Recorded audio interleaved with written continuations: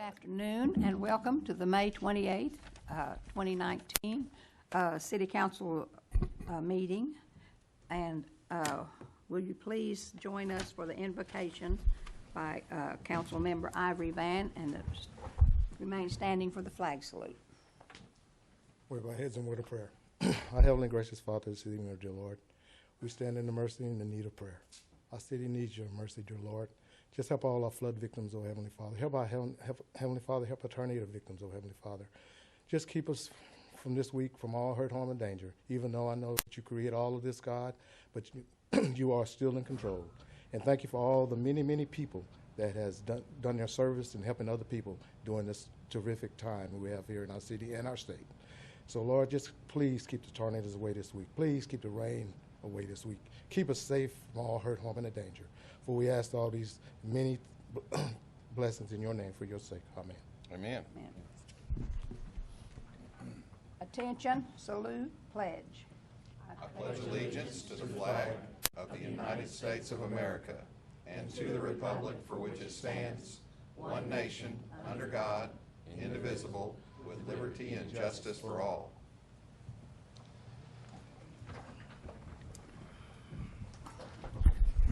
Roll call, please. Mayor Janie Boydston. Here. Evelyn Hibbs. Here. Dan Hall. Present. Marlon Coleman. Jamie Stout. Wayne Johnson. Here. Patrick Kale. Here. Ivory Van. Here. Derek Reed. Here. Mayor, I did receive a call from Councilor Coleman a few minutes before the meeting. He indicated he was unable to attend because he was in Warner unloading food pallets and apologized for his absence. Make a motion we excuse Councilor Coleman and Janie. And Jamie Councilor Stout. Okay. Second that. Roll call. Deputy Mayor Wayne Johnson. Yes. Evelyn Hibbs. Patrick Kale. Yes. Ivory Van. Yes. Derek Reed. Yes. Dan Hall. Yes. Mayor Janie Boydston. Yes, and the motion carries. I assume that you all have had time to read the minutes of the special call meeting of May 6th, and it's been asked that we take off the regular session of May 13th until next meeting. So do we have a motion to approve the May 6, 2019 minutes? Move for approval. Second. Discussion. Roll call. Deputy Mayor Wayne Johnson. Yes. Evelyn Hibbs. Patrick Kale. Yes. Ivory Van. Yes. Derek Reed. Yes. Dan Hall. Yes. Mayor Janie Boydston. Yes, and the motion carries. I also assume that you have read the consent agenda. Is there anything anyone wants moved from the consent agenda to the regular agenda? Move for approval of the consent agenda. Second. Any discussion? Roll call. Deputy Mayor Wayne Johnson. Yes. Evelyn Hibbs. Patrick Kale. Yes. Ivory Van. Yes. Derek Reed. Yes. Dan Hall. Yes. Mayor Janie Boydston. Yes, and the motion carries. Go to the regular agenda, item 12. Receive report relating to the local emergency declared by resolution number 2767 relating to the flooding of the Arkansas River, and if necessary, take appropriate action, including amending said resolution to continue the emergency and all powers necessary and incidental thereto. Yes, Mr. Miller. Yes, so I'd ask our emergency manager, Tyler Evans, to step forward and just as by way of introduction, say, as you know, your city employees have been working really hard over the last week or so since you declared the emergency. We've got a whole bunch of people here to kind of tell you what they've done this week, where we're at today, what we're looking at for the future. They'll try and address the things that they know about with the city. If there's stuff that's happened, you know, in the county or in other places, we can't really speak to that, but I'll let Tyler take it away now. Hello. Today actually marks the 1 week mark that we were notified of the flooding. So we continue this operation now for a week straight. Wednesday is when we activated the Emergency Operations Center and started this activation. Talk about what exactly we're doing over there. We have entered a unified command with the Muskogee County Emergency Management and the City of Muskogee Emergency Management, and we're a unified command. We also have the Cherokee Nation that is helping us out on the east side of the river as our own command over there. But some of the folks that are involved with this activation and our staff and some of our representatives, I'm just going to go down the list to let people know exactly who we're getting our information from and who we're working with. And that includes the police department, the sheriff's office, Oklahoma Highway Patrol, the fire department, EMS, ODOT, the Turnpike Authority, the St. Francis Hospital, the VA, OG&E, the Department of Agriculture, the U.S. Army Corps of Engineers, and the State of Oklahoma Emergency Management are just some of the folks that are involved with this operation that we're doing. So we have very good information that's coming to us, very good detailed information that is coming to us, and we're doing our best to help everybody in this situation. The city of Muskogee, I think we're faring fairly well. We're actually doing quite well. The water is going down. We've hit that crest that the Corps of Engineers had told us that we were going to hit, and day by day we're starting to recede, and that water's starting to show that it's going down. I'm going to let Deputy Chief Chad Farmer talk about that here in a little bit, and Public Works Director Greg Riley. On the east side of the river, folks are a lot worse off. There's a lot of flooded homes on the east side of the river, and Fort Gibson, the Webbers Falls area, the Wagner area. FEMA was in town today to assess some of the damage. I got to meet with our FEMA rep, and we took an aerial tour of the entire area. We looked at the water plant here, our pollution control plant, some of the areas that was involved, and that include Webbers Falls, Gore, all the way up to Tulsa. That area up there, the Riverside area up in Tulsa, has been flooded. So FEMA is obviously aware of it, and they are here looking to do whatever they can to do to assist us. At this point, I'm going to turn it over to Director of Public Works Greg Riley to talk about the water treatment facility. Obviously, that's a large concern for the city and our citizens here about what's occurring at the water treatment facility. Yes, I brought some aerial photos to go through with you as to what's happened out there. This started last Thursday evening for us, or we were getting to the point where we needed to do something. The National Guard actually mobilized Thursday evening, came out, and we started building. We prioritized where we needed to keep dry out there, and we started building berms with the National Guard that night. They worked till 2 in the morning that night and left us with some berms to meet with what the Corps was projecting at that time. Friday, the next day, those berms we determined were not tall enough, so we mobilized contractors to come out. They immediately got out there and helped us. We reestablished the berms tall enough. We did have a breach in the initial berm on Friday that got our high service pumps wet, but we re-bermed it, dried it out, and it's all working fine now. So we got the berms reestablished Friday night, left again about 2 in the morning, and then started back the next day. And now the berms are fully established with where you can drive a vehicle across the top of all of them, so that we can raise them as we need it if it were to get any worse. But right now we've got plenty of freeboard on the berms. So you can see this is the water treatment plant.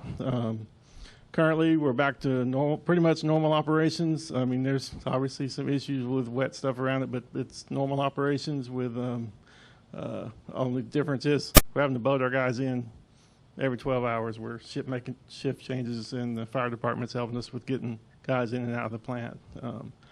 One great thing today, our plant superintendent, Stephen Morton, came out today. He's been in there since Wednesday morning for 6 straight days. So he was comfortable enough to come out because everything is working great. Everything's in working order. So these are our clear wells. You can see the water is up to those. Those are 15 feet into the ground. That's where we take the water before we pump it to town. And one thing we have to do is keep the water inside deeper than the water outside, or there's a potential for failure of those actually floating out of the ground. So that's a hard and fast rule we set to keep that water level up.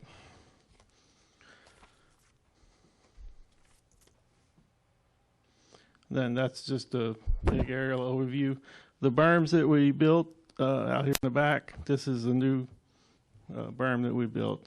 What we're protecting there is our controls for the intake for our well water coming from Lake Fort Gibson.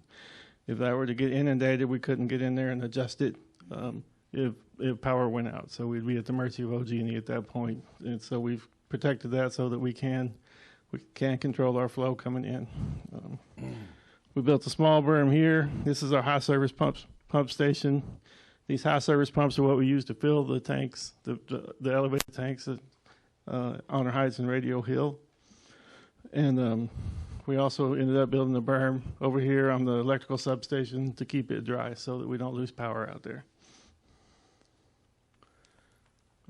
This is the berm around the electrical substation, which is right here. We built that Friday and Saturday. This is the high service pump station with this berm that we've built, and this is the one that got breached early. You can see out here. This is the remnants of the berm that was built by the Corps of Engineers. We fortified it and made it much stronger. And in these pictures were today, so the water was a foot higher than this when at its peak, or a little bit more than a foot. Again, that's the berm protecting the high service pump station. And the other thing that's housed in that is our diesel pump. So if we do lose power, we need to keep that dry so we can pump without power. This is the larger berm that we built in the back, protecting that raw water intake. And then that's from the riverside of that. So. Again, the substation and the high service pump stations, and that's Chad. So, but we're very confident now. We feel that we've got all our options open. With the water plant, we got to have redundancy. If a pump goes down, we have to have other pumps to go to. We have everything available to us, and we've lost it a little bit on Friday, but we got it all back with our guys working nonstop. We've had people out there. We kept the crew at 4 or 5, 24 hours a day, and we've been shifting out as we can, and we're going to continue that. We got more people now that regular work week started. We're bringing people in during the day, but we're still making 12-hour shift changes, and we're very confident that our water supply is good and good to go. Mr. Riley, one remarkable amount of work that y'all have done to protect our infrastructure and keep our water on in our community. That's just remarkable. One thing that we continue to see on Facebook and other social media is contamination of the water, and that is not a factor and cannot be a factor as we see it right now, correct? No, we're testing the water and we're checking the water. Water is great coming out of the plant. The issue is we were running an older pump, and that put a lot of air in the water, and so that causes the discolor with the air bubbles. Today we flushed the areas where we were getting complaints on that by opening up fire hydrants, and have flushed everything. But there's the water's safe. It was just an air infiltration, and that with the high service pump station back up and running, then we're good without having to use that old pump from the 1940s. It's pumping air into the water. So, thank you very much, because that, and one, I like the way most people addressed it. Glad your community has water, because there's so many communities that do not have water. And if you look at where our water plant is and how much it's been infiltrated by water, remarkable operation to keeping us in operation. But I want to make sure that our community knows that we are safe at this time, and it looks like you've taken every step to make sure we're safe, and I appreciate so much our employees doing that. Is there in time, but since we've kind of got the berms hastily put up, would it be practical to try to tidy those up? And I know there might be some openings we've got to cut through for access or whatever, but to tidy those berms up and plant Bermuda grass or whatever on them, so that not waste our effort, so that later on we just have to berm up a little area. Right, that's our plan. Our plan is to look at what we can keep and where we need to protect this to this level, so that if this happens again, we'll be ready and we don't have to scramble so much. I think that's a good idea. Great job, thank you. Oh, okay. Who's next?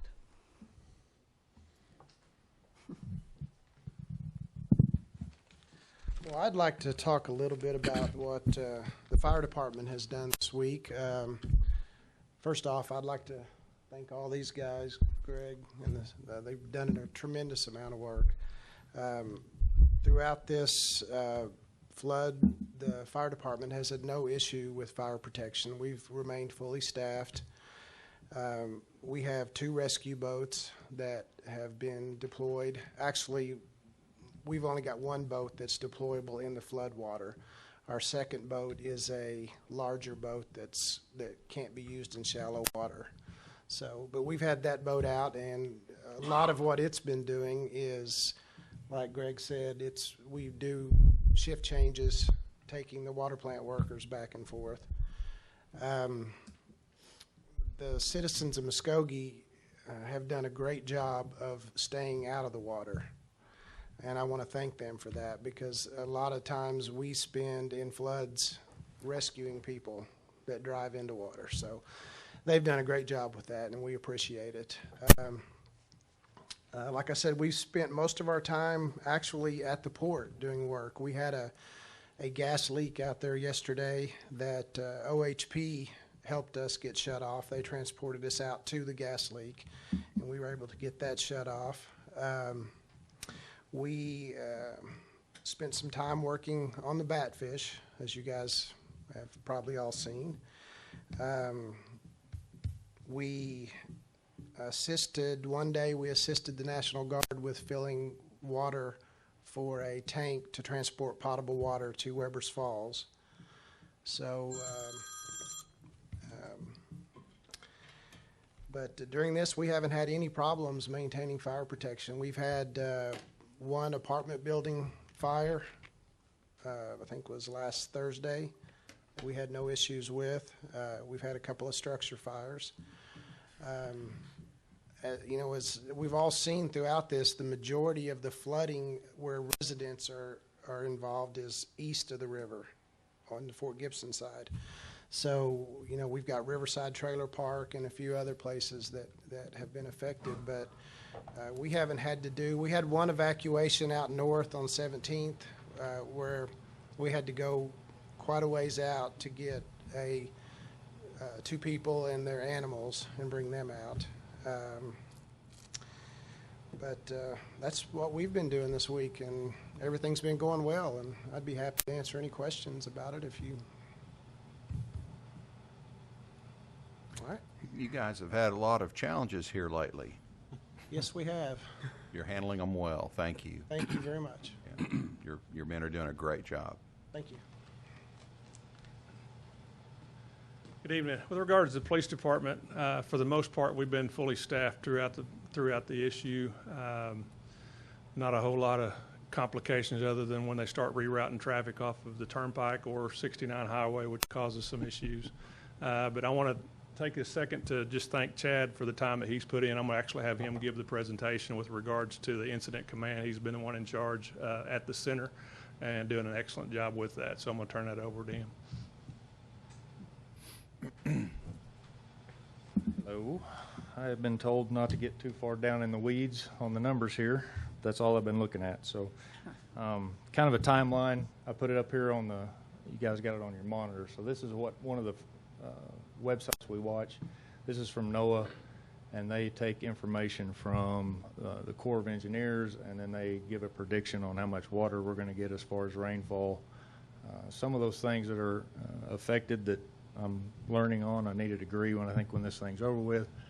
But everything that is rainfall, everything up into mid-Kansas, all the way over to about Enid, falls into the basin that we fall into, that we are in, and all 3 rivers naturally that come out of all those places come out right here. So they have to take all that into account, and when rain falls in Kansas, it takes it about a week before we realize it here as it goes by us in Muskogee. So timeline, like Tyler said, we last Tuesday found out that the flood was coming, and we met Tuesday afternoon. Tuesday evening is when 16 started flooding, and that road started getting covered. And then Wednesday at 7 o'clock, we stood up the EOC, which was all the individuals and organizations that Tyler covered. So since that time, there's been a Corps of Engineer hydrologist sitting there with us, feeding us information and showing us the websites to go to. And I, at one point, started asking too many questions, so he gave me homework and an assignment to do. But to give you a timeline, so as you look at this on the bottom, you see Wednesday, Friday, Sunday, they do every other day, so each line in between there's obviously the next day. But at noon on Wednesday, we were about 37.1 feet, and that's the water depth of the Arkansas River. And as you can see on here, the different colors at the bottom, we got different flood stages. And once you get up to about 35, we're at the max. So we continue to go past that. The record for, you can see it all the way at the top, was back in the 40s at 48 feet, so we didn't quite make it, thank God. But anyway, noon on Wednesday was 37.10 feet, and that's when the first road, other than 16, Hancock, just other side of the pollution plant, closed. A little later that day at 1500, Mayor Lane closed up there on Highway 16. We had to notify those people. And as we saw the water rising, I had an officer go around every hour checking the roadways on Highway 69 and the ones that we knew it was going to block eventually. We just didn't know when. At 1900 on Wednesday, 7 p.m., that's when Highway 62 closed. So you can see as it escalated pretty quickly, it increased rapidly that first day. We also knew the typical places that were going to flood, which was Riverside Trailer Park and the Meadows and the usual suspects on that. This one's been really weird because when the Meadows and everything floods, it's because it's usually raining, and everything that we're used to and seeing and all the data we got, things aren't flooding that should be flooding well before the depth we got to. The Meadows and that creek out there hasn't really risen hardly at all. Most of that is because, I'm being told, the water is moving so fast down the Arkansas River, it doesn't have time to fill up some of those creeks. And in addition, we didn't have the rainfall here. It was all north of us. So into the next day, later that evening is when the barges broke loose that I'm sure everybody watched. That night, we had officers going down the river and spotted them a few times out in the county to get kind of a visual on them. We even calculated the distance on the waterway to kind of get a time frame. It was moving at 12 miles an hour and a distance. We were trying to figure out when it was going to hit the dam. And after about 2.5 hours, it never showed up. And then, as you know, the next day it broke loose.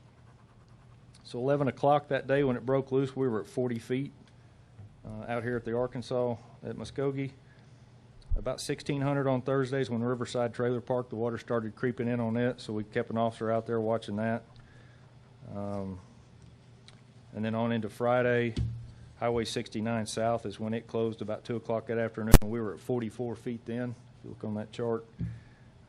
Country Club, an hour later, Country Club south of Peak flooded, which is weird because that one flooded, but York Street didn't flood, and it's not even close. So, again, I'm confused.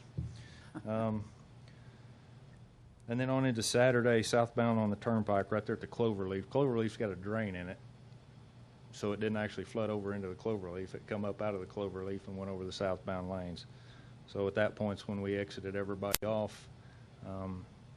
Come to find out, we had a little traffic incident that the chief was talking about. Everybody wanted to turn, including semis, and make a U-turn at Country Club, so we had to deal with that issue. So we ended up routing them all the way across town and going south on 69.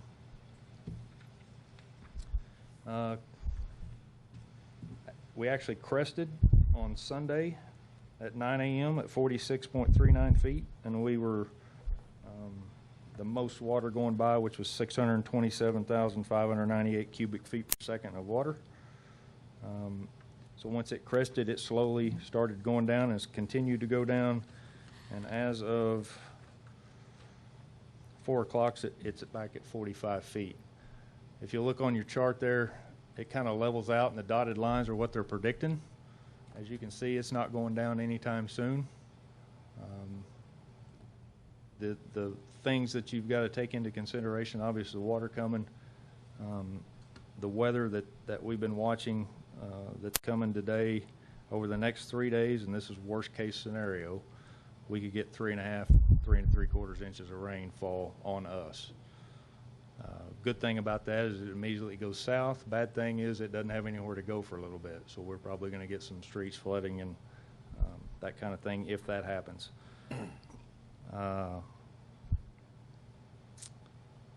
Tonight, there's already some tornado warnings or watches out west, and I've been told that that may continue all the way through Wednesday as each thing rolls through here. So we will continue to watch that, and hopefully the rain will not affect us, but I have a feeling it probably will just a little bit. So the Corps, to speak for them, everybody got excited when the Corps released a whole lot of water out of Keystone. So there got some people a lot smarter than us releasing that water, so when one increases, they decrease Fort Gibson equally, so that the water flow never changed out here and it continued to go down. So they are watching that. Another thing that we gave in our briefings today that came out on the news was the levees in Tulsa and Sapulpa, if they break, what's going to happen? It doesn't affect us at all. In fact, what will affect is if they break, our water will go down faster. But it doesn't tie into anything that would we won't have like a massive wall of water coming at us or anything. It'll actually get it out of here quicker. So, but we're not. That's about it. We're not rooting for that. No. So. Chief, I've followed you over the years, and it's apparent to me that you're one heck of a multitasker. Jack of all trades. It's apparent that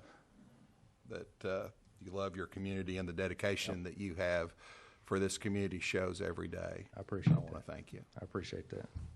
I'll be happy to answer any questions if you got any. I'm just glad you didn't even use any definites at all in your statement. So, yeah, we've nicknamed our core guy because he won't be of a definite. But Dan Hall's been there with us every day and made the attempt to come in there and sit with us and got picked on for it. So, with the coming rain, and I know there's a lot of unknowns, but with Arkansas being totally full, do we think this? How much do we think this potential 3 inches will cause localized flooding? Do we have any? Yeah. Any projections, or because it's I've got learned nowhere over the to last go. week to not give you an absolute. Yes. But my best guess is it's been going down fairly decent, and I think we had enough lull that we've got a little bit to play with there. But if it comes on really hard and we get a real pounding rain really fast, we're going to have some flooding. It's going to back up into Muskogee. It's just depending on how fast it falls. It's how fast it comes and how long it lasts. If it lasts a long time, obviously that's a difference. They think because of if once it gets out of here Wednesday, there's a lull again. So they think the lulls in between rains are going to be enough for us to get out, so we won't have the effect of what's coming from the north that's going to pour up there. What you're seeing right now on the predictor maps, the actual amounts are starting to decrease in the percentages. So we went, we've dropped about a little over a foot since it crested, and that's not real fast. And you can that's pretty accurate right But there I mean on the the numbers we've percentage seen. of oncoming rain. Oh, yeah, I don't know. Don't That's know. a good Okay, question. thank you. Everybody needs to know as quick as that got here, it's going to take a long time to go down. Yeah. So we're talking days before everything opens Weeks, back up. And probably then, a week. Once it does go down, the recovery is going to go for months. So, Thank you very much. Mr. Laurel Havens with Muskogee County EMS.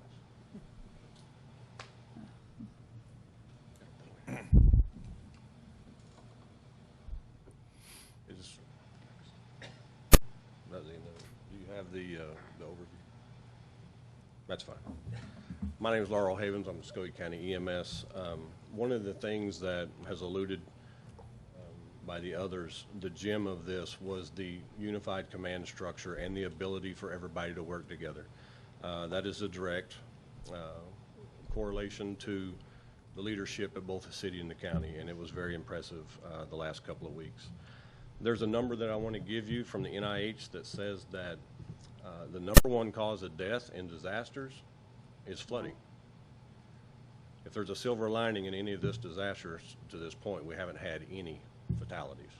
Yeah. EMS, in our part, have been working with these and individuals, and it's been really good. So, if you have any questions of me on our response? I apologize. I'm getting nervous.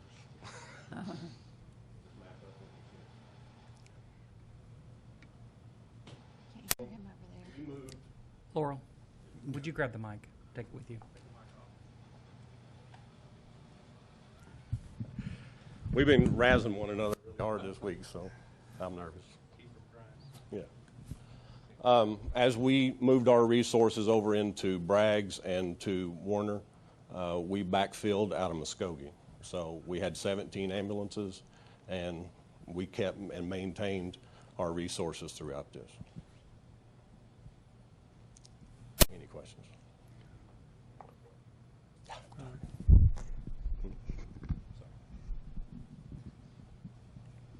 This is my first time addressing you, so I'm sorry.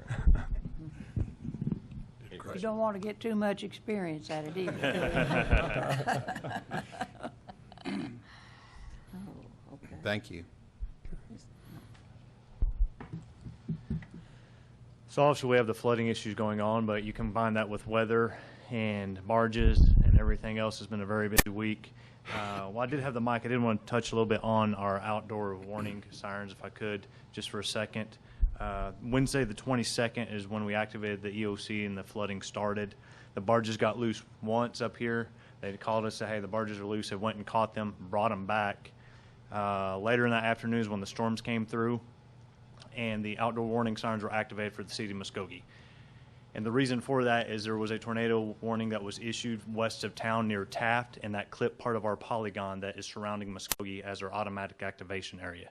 I know you guys got an email that kind of showed that map, and that tornado warning that came through Taft clipped that northwest corner that we had for the automatic activation area and set the sirens off. It did exactly what it was supposed to do. Then later in the evening, the barges got loose again, and we're up at the EOC to about 2:30 in the morning tracking the barges. On the 26th, once again, the sirens were activated due to tornado warnings down south of town, kind of north of Summit. It kind of split the difference between Summit and south of town. The sirens were activated again due to some circulation that was seen down there. So it's been a very busy week between the flooding, the barges, the tornado warnings, the rains that's coming tonight. So please bear with us. We're trying our best. On that, I would like to ask that council extend the declaration of emergency another week, if we could do that. Yes, thank you. Yes. Okay. While I'm still up here, I want to touch on social media, some of the rumors that are going around, some of the, I hate to say fake news, but misinformation that is going around.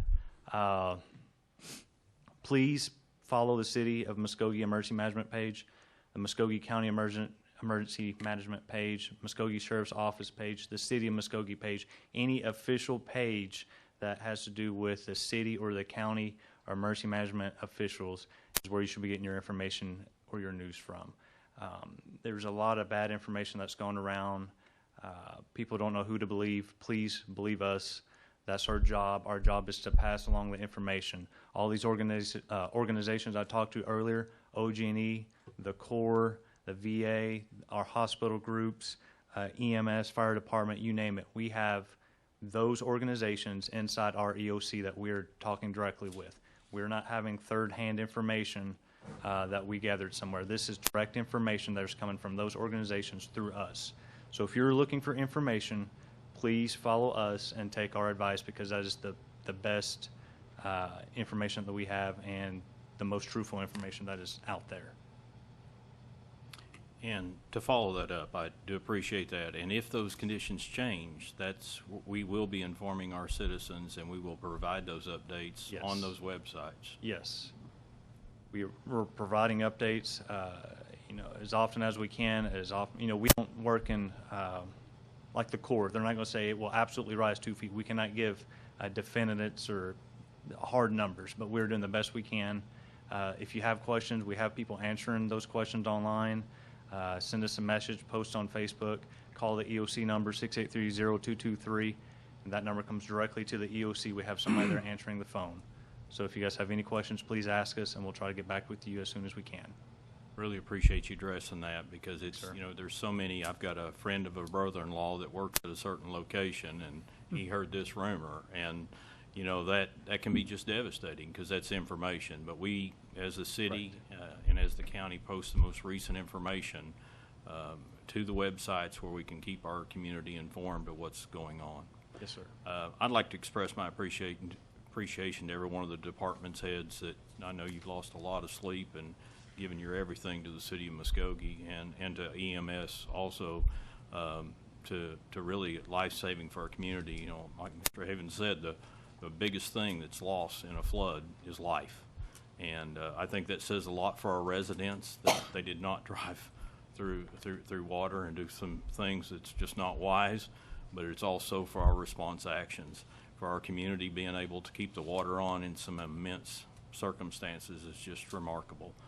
So I really do appreciate all your efforts, but I also appreciate, I know we're seeing the department heads and the immense work by our manager, but I know there is an immense amount of employees, our city workers, that are behind the fields that done an immense amount of work, and I'd like to express my appreciation to them too, and for all the agencies that you're working with. I'd like to make a motion to extend the emergency declaration. Roy, do we need to make that an emergency also? No, ordinances are the only things that are emergencies. Okay. And that's because of the effective date. When a resolution is made, it's effective immediately upon passage. Thank you. Before I second that motion, I'd like to share my heartfelt thanks to all of the city, county, state officials. One thing, and I know that we've all learned a lot in the past few days, and we'll reassess or assess things down the road, which we all do to learn and grow. But the relationships that have been forged at Command Center, the teamwork that's been shown, one little blessing out of this is that we're better prepared for the next emergency, whatever it is. Absolutely. And thank everyone for that, and I'm real appreciative. But what a wonderful community to live in, and what wonderful people that help make Muskogee a better place to live. And I think we'll have a big positive out of this after it's all said and done. Yes, sir. It's absolutely been a team effort. Well, I'd like to say a little bit here, and I just been waiting. And I didn't know if I was going to say anything tonight. No, Chad, I'm not going to defend myself up here right now. I will be honest with you. I started out as a swift water person for the county, and I was kind of excited to get to use these skills that I learned, and I'm still dry, guys. I never got to get wet. They moved me into an office, in a little corner over in the corner. Then they moved me to an office. I guess I was talking too much or something. I don't know. But they can sit up here and tell you how they work together, and they can tell you what all they did. And hang on, I'm trying not to get emotional about this. That you can hear the stories of everything they done and how they work together and the little things that they were joking about.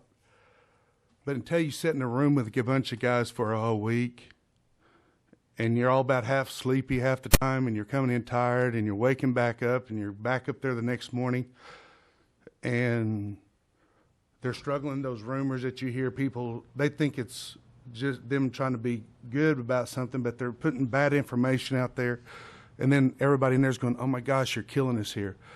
To seeing how they handle that like professionals, and they deal with it, and they come together as a team. I'd hate to be anybody coming in that office with a negative attitude, because these guys, the whole week, and it's not even close to being over with yet. This is just a week into this. And to watch these guys come together and to work to solve problems that would make a lot of us want to go home and curl up in the corner, and they stayed after it. the logistics of this thing is beyond your belief. If you have a shipping service or a planning and development service, these guys could probably go to work for you and probably be your stars. Not one person that I met over there that had a negative attitude. They, from across the river on this side, they worked together. And it was kind of more emotional when I went out last night and drove across the bridge, and the little OHP guys let me go out there because these guys gave me a little badge that made me look like I was important enough to go out there. So I got to look at the water and everything, and it was, I almost cried. It was like, so this is where we're sending our resources. This is where these guys are trying to get stuff done. And it kind of came together at that point. It was hard to realize that we got the best guys in our county, in our community. Even the guys that came in last night or this morning, what day did they come in? I forgot. They were shocked that we were where we were at. They said, "You're so far ahead, we probably shouldn't be here." But I'm glad they are, because they helped me get some porta potties ordered today. But anyway, but it was interesting to see us have helicopters flying in, having stuff, people transported out through EMS, paramedics staying later than they should, deputies staying later than they should, police officers everywhere, our firemen everywhere. There wasn't anything about a time clock. Most of these people, we had to ask them to go home and get sleep. That's a community. I'm proud of this group of guys and the community that we have. I'm sorry I said I wasn't going to get emotional, but it was a good thing. One other thing that I wanted to say, we've talked a lot about people in here and what they've done. I appreciate that very much, Dan, but also we've had a whole host of volunteers that's got supplies for the community and outsourced to the community. And DOSU also want to thank them. I mean, it's been a community effort. I would also like to revise my resolution to continue the emergency efforts and all powers necessary until Monday, June the 3rd at 11:59. I'll second that. And with that, Mr. Hall, thank you for your service and dedication. Oh, to I this didn't do community. anything. These guys did more than anything. Well, I will tell you one it's thing. evident your love for this community. Hey, I will tell you one thing. In that little room y'all stuck me in back there, okay, I had to come out and let y'all pick on me so I'd calm down. Thank you very much, guys, for letting me be a part of it this week. Chad, if you could help him get wet, just for our benefit.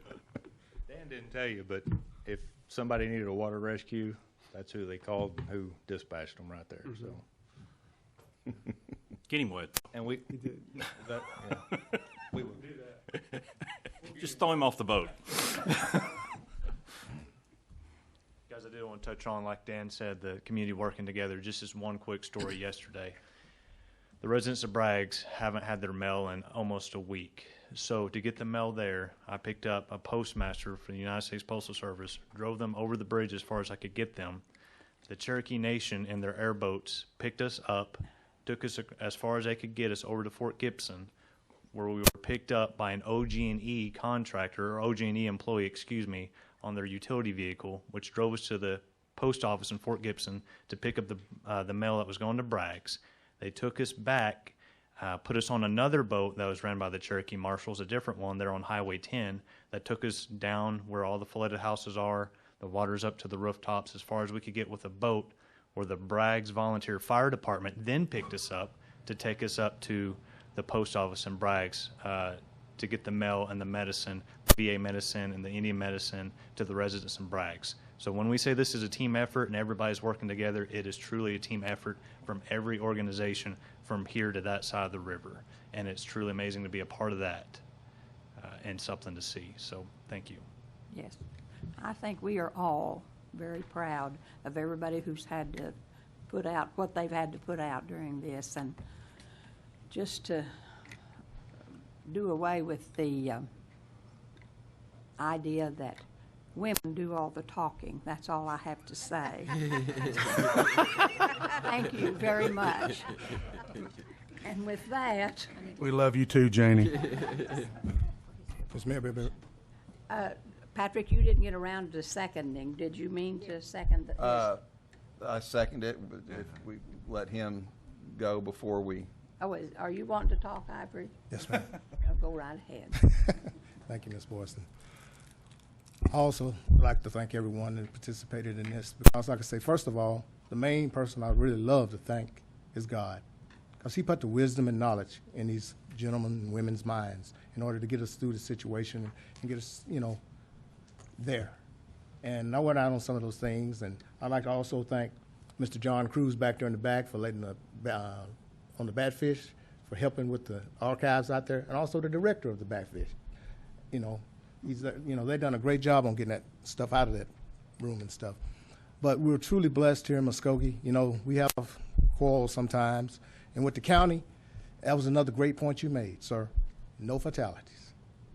That's the main thing, no fatalities. Material things can be replaced, but lives can't. So I thank everyone for doing a wonderful and great job, even every member up here on the council. And Mr. Miller, thank you for keeping us alert and keeping us always up to date on items that's going on. We appreciate that from you. So I'd like to thank you, sir, for leading the city like that. So I don't think I've left anybody out, but again, I'd just like to say thank you for everybody that has helped in this disaster, because it's been a disaster. And one thing, let's don't forget, every night we go to bed till this thing is over, and then after that, let's keep God in our prayer. I mean, keep our city and other cities lifted up in prayers. Also, the ODOT, they wasn't mentioned. The Highway Patrol, like Councilman Kell said. All these people, I was out there on those bridges and watched them, guarding the bridges and stuff. Keep from people, because some people crazy. They just drive right, past them. So, again, thank you, and I'll turn the floor back over to you, Mr. Boston. Thank you. Can I say one thing? Yes. We've talked about a lot of people here tonight, but Mike Miller has been out there, and I want to thank him. He's been there with us from the start. He stayed late. He's put on boots. He's got in the river. So thank you, Mike. He's a tremendous leader. Not waiters. Now let's get back to business here. I second. Do you second his revised Yes, ma'am. motion? Okay. I had one quick question, though. I couldn't figure out, when I was out driving yesterday, the most amazing thing I seen when I was crossing the Arkansas River, going back 60, is that 62? No, not 62, but the other river over there by, where you go out to Old Walmart Way. Not the Old Walmart Way. I'm talking about the Turnpike Way. Yeah. It was two things just waiting. There was circles of water just going around like that. Did y'all see that? They're everywhere? It's drainage under the. Oh, is it? That just amazed me. I mean, it just kept going and going and going and going, So I'm through, Ms. Boylston. Thank you. Is there any other discussion? Roll call. Deputy Mayor Wayne Johnson. Yes. Evelyn Hibbs. Yes. Patrick Hale. Yes. Ivory Van. Yes. Derek Reed. Yes. Dan Hall. Yes. Mayor Janie Boydston. Yes, and the motion carries. We have one citizen has signed up to talk. Are you? I done said all I can say, Ms. Boylston. Okay. Well, with that then, Good job. I assume we are adjourned.